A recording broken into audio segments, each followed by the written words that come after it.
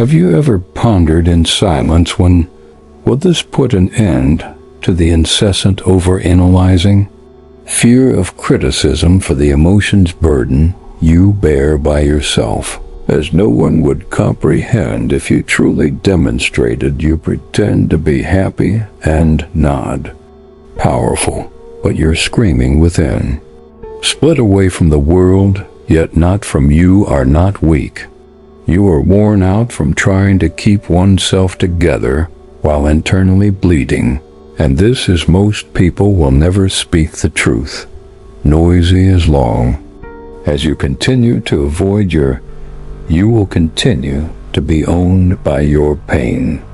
A pain at the side of your chest following rejection, the self-loathing following, that blazing shame of treachery when someone says something incorrectly at the wrong moment. It's about what's important, not about them. Been brewing inside of you that nobody has taught you to accept the fact that you've constructed a mask to appear powerful. Yet masks don't cure wounds that conceal infections only until the collapse. You believe that the suffering results from what they'd done as a result of their departure from how they said that they didn't notice you. Decide you didn't stay because you believe the harm resulted from their treachery, from the quiet that ensued from the cold words, from being disregarded or replaced. But the harsh reality is that nobody wants to hear any of it. Had you broken, unless something within wasn't the event, it was already cracked, that ruins you. It's the significance you cling to it. The quiet isn't what, it's the story you're unconscious of, and it hurts. Indicates that when the stillness falls, it's not worth it. This keeps happening to you. You're too much and never enough. Adorable. They didn't cause the injury. They disclosed that the thing that hurts isn't their voice, it's your own echo. And that echo has been continuously playing since childhood, from the moment you were forced to feel invisible. From the very beginning, love felt conditional at the moment, because for the first time, your value was dependent on peacekeeping or flawless performance. According to Jung, until you make the unconsciously, it will guide your life, which you will refer to as fate. That's reality, not just philosophy. Due to the fact that your life isn't it's being fashioned by your desires. You desire connection by your womb, but you undermine intimacy in order to gain respect. But you crave tranquility, yet you shrink in stillness. You seek disorder because that's what you know. You're not sure why you're keeping replicating the same patterns in relationships, why you continue to draw in the same type of, why do you continue to give too much in pain yourself and later feeling resentful. It's a cycle, not a coincidence. The unconscious mind that created it was designed to endure rather than flourish. To be completely honest, you're still continuing to strive to win love, show your value by continuing to strive to fix anything within you by obtaining approval from others. Thus you become intelligent enough, calm enough, and encouraging sufficient beauty. But it doesn't matter, you still feel how sufficient you have become. Empty why? As you are unable to heal an externally approved internal wound. Abandonment in childhood cannot be eased. You can't get adult attention, safety in another person while you still feel most insecure in your own flesh. The individuals who have caused you anguish are often the ones you gave your heart to, the people you put your best effort into to appease the people. You excused the people for whom you shrank yourself in order to be cherished for a bit longer, and when they departed when they continued to treat me disrespectfully, while they still made you feel insignificant. It broke something more profound than just the moment, since it verified the conviction you've held for years. Unless I am the epitome of love, I am not worthy. Always comes at a personal cost, and I will always be deserted, although that notion is untrue trauma, and it's a template penned by when you were younger. You only had, you never failed at your one goal, to survive. For protection you were wired, designed to foresee discomfort and steer clear of even if it meant undermining happiness. So how can you quit chasing and get free? External fixes for internal issues. You cease attributing the reopening to the world. You stop when your wounds don't heal, believing that if you simply get better, you'll eventually become more likable and flawless. Keep yourself safe because it doesn't originate from control. It originates from real healing. Starts with consciousness. The instant you understand what they did was never about me, but rather what it set off, that's where the work starts in me. And that labor is difficult, unrefined, and will pull you into areas you've stayed away from life. But it's the sole way to freedom when the true adversary isn't they never were. The true adversary is the A part of you that continues to think you're undeserving, and that may be unlearned. Rewriting that voice is possible, but only if you're prepared to delve far enough to confront it. Allowed me to ask you a private question. When did you most recently allow yourself to feel completely without hurrying? No distractions, no scrolling to numb it. Don't pretend or smile when you truly wanted to scream. Could you even recall, or have you improved that much at projecting a serene exterior that the storm you buried is no longer in your memory? Most people believe that pain is the issue, so they flee and repress, conceal it behind productive individuals, pleasant or a phony tranquility. But suppressed pain doesn't kill the truth. Alters the nervousness that consumes your chest when everything is in order, that emptiness following applause for abrupt anger at a minor issue that's not at random, which is the result of sentimental. You've educated yourself to surrender yourself, to prevent feeling like you've made a mistake, keeping emotions in check for strength. You've been instructed to think that excessive emotion can be harmful. Tears make you weaker than tears. Indicates that you've lost control and locked. The heartbreak was completely removed. Dissatisfaction, anger, embarrassment, and you never gave me room to breathe. Sadness. And it's now seeping through your behaviors, through your quiet, through your incapacity to have faith in the connections that you continue to ruin just to experience anything once more. You see, you're numb for a purpose other than the reason you're broken is that you were never instructed in the painful process of to endure it. Thus you took all necessary actions. Are you armored up, wounded soul? Become the rational and powerful one. The one who gets over it is the humorous one, but you weren't protected by all that armor. You're stuck and you don't know how to beg for aid, so you cry. You're unable to sit with discomfort without having the impression that you're dying, because pain always appears. Your brain tells you to run, divert, numb, escape. However, there isn't escape, as no matter where you go, this is the truth. Pain follows you. Need to know that true strength isn't the lack of feeling. It's the capacity to be able to sit with it without flinching, have the guts to declare, yes, it hurts. I feel abandoned, and I'm furious. Yes, I'm in mourning and I don't have to hide it. Underlying cheerfulness, productivity, or being courteous doesn't mean that you'll get better. You're all right. You recover by facing the internal conflict and deciding to stay. Carl Jung was present at the fire, instructed that the feelings we suppress don't disappear.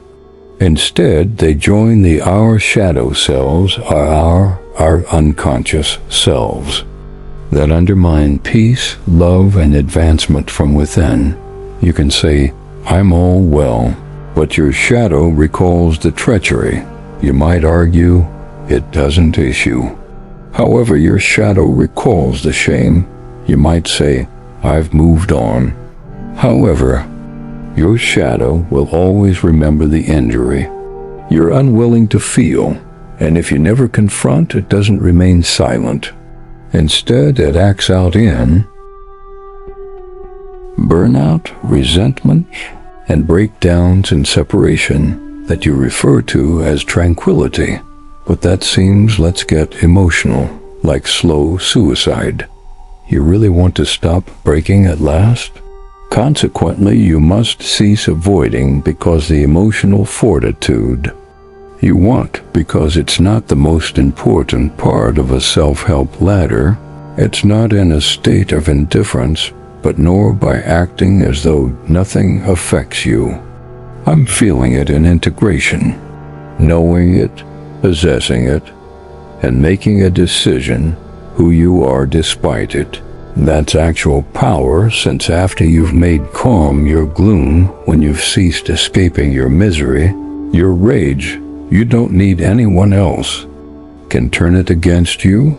Even though you're no longer reactive, you've lost your fear of sensation, and that's when you turn into, let me tell you something, untouchable. Something nobody mentions until it's too late. Suffering is your ally, not your adversary. A wake-up call after spending your whole attempting to evade life. You were instructed to have the fortitude to go past it and stop crying, to divert your attention, keep active, productive, as that's what the victorious do, the right thing. But that was all a lie. That deception is the reason you're still stuck. Since what you refer to as healing has simply you've had high-functioning avoidance, been managing your symptoms, but taking on your source. Let me explain. Ignoring your suffering makes it worse. Protracted, and the discomfort that lasts for a long time becomes identity, which is the cause of your fatigue. You're emotionally exhausted as a result. That's the reason you're always breaking down in private, despite the fact that everyone believes you are, since you've been never carry wounds like weights. Putting them aside long enough for inspection, Carl, what are they attempting to teach you? Instead of fleeing from pain, Jung gazed. He listened to it and thought it was real. Voice of the soul was pain, the unconscious mind's own language attempting to penetrate your surface. According to Jung, level survival neurosis is always used in place of genuine pain. Allow that to permeate every part of your emotional state. Your despair and your anxiety. Chaos isn't a sign of weakness, but rather the repercussions of not enduring pain intentionally, since when you become numb yourself to prevent feeling numb as well. Consider your capacity for transformation. You were never instructed on how to grieve. You were never instructed to move on. You were instructed on how to safely experience anger. Repress it till it became passive aggression or self-destruction. You weren't instructed to sit with sadness that you were informed exists. There are many fish in the sea, but that the unresolved pain didn't go away. Waited for it to sink into your anxious system and your routines and your relationships and it turned into a quiet creator of your pain. And this is the saddest aspect, is that it never manifests as pain. It appears immediately as a distraction, as burnout, as excessive independence, as well as a fear of closeness, as when you're dying on the inside, I'm okay. Unexpectedly, one day you snap. Breakdown, you feel is like you're losing not your mind. You're only at last hearing the suffering you won't listen to. The truth is that suffering is not punishment, is not the same as failure. It's the moment, the initiation, the vulnerability. You must quit faking if you want to survive. The fact that you quit running, controlling symptoms, and beginning to confront the root pain is revered because it removes your delusions and makes you more humble. The mask is burned by your ego, and in that destroys it, exposing the sole item that was you are the most vulnerable and unvarnished person. Exposed the aspect of you that has always desired attention, but not for what you act as though you're someone you're not. Why this procedure is so painful? A great deal, since it's a death of the persona, a death of your perceived self, had to be the demise of all your identities, designed to endure and endure every death. Seems like a loss until you understand that it's truly a birth. Allow me to ask you, what if pain isn't the only thing that's what if suffering is what's breaking you, remaking you? What if everything it seems to be crumbling right now? Now, your feelings, your convictions, your relationships are not ending, rather conflict. What if your pain is a result of you who has finally been suppressed battling for its existence because there is no true metamorphosis? Solace is found in the suffering you to consciously endure. It comes through the you. Do not numb the days you spend at night. Decide to feel when you say, I'm finished dodging, and I'm prepared to hear even when it hurts. If it breaks me, I choose the truth over the delusion of tranquility. At this point, everything starts to move if you're experiencing pain at the moment. Avoid running, being numb, and attempting to correct it too rapidly rather than feeling like it holds space, because that anguish invites it in. It's here, but not to ruin you. The sacred mission is to wake you up. This is the furnace where agony occurs.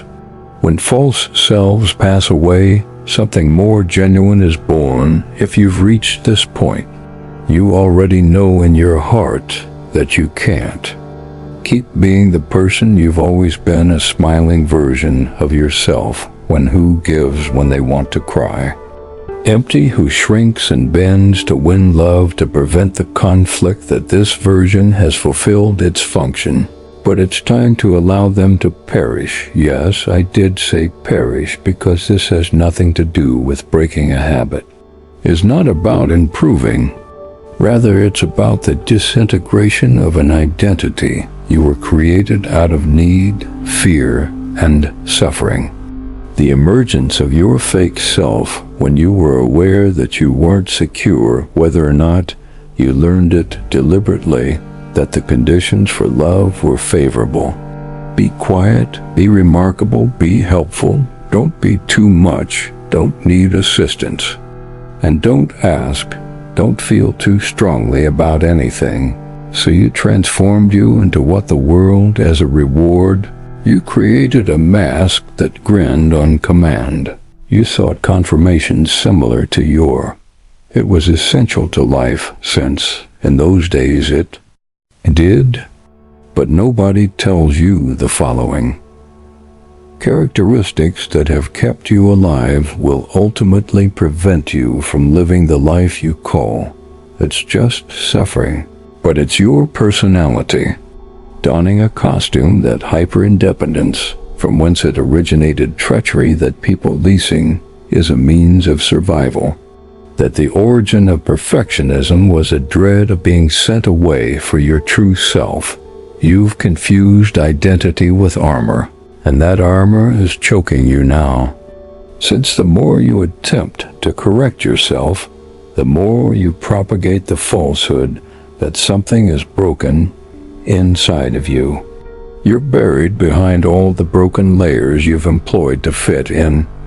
One variant is either revered or simply ignored. Things you were never permitted to breathe, and that version is now who you really are. I'm prepared to return, but here's the price. You have to let go of in order to become who you are. Who you're not, which implies sorrow that indicates perplexity, which entails viewing the world reacts to your truth in different ways, compared to how it affected your performance. Some will depart, while others will say, since you've changed. Some will attempt to bring you back to your former self. Since your development puts there, you're not here to console them, so let them go. Keep up the persona you came for. This is what Carl Jung called reclaim your soul. Process of individuation. The path that integrating all of that to become entire was before dispersed and concealed, but at first, individuation isn't peace. It's turmoil that is destroying everything that isn't real. Prior to creating something tangible, it's observing your own reflection and recognizing without everything, I'm not even sure who I am. This performance does not constitute a failure. That's the entrance, since after the mask pauses, you start to see it's not a failure or a defect underneath. However, a genuine, holy person allowed me to. I would like to know who you are when you don't.